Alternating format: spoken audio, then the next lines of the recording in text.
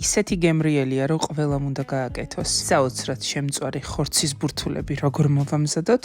ახლა ვეგაჩვენებთ. დილებლად გავხეხოთ ხახვი და ნიორი. გვჭირდება შავი პილპილი, საქონლის ხორცის ფარში, 2 სადილის კოზი ფქვილი, 1 კვერცხი და ეს ყველაფერი კარგად გადავურიოთ.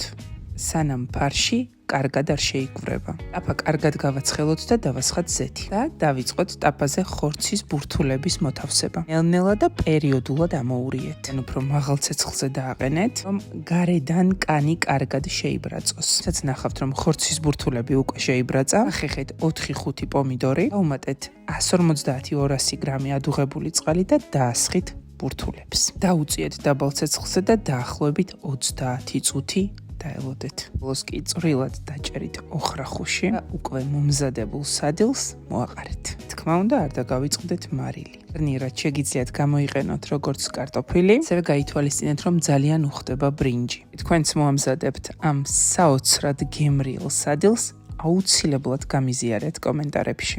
კი ყველას ძალიან დიდი მადლობა, რომ მიყურეთ.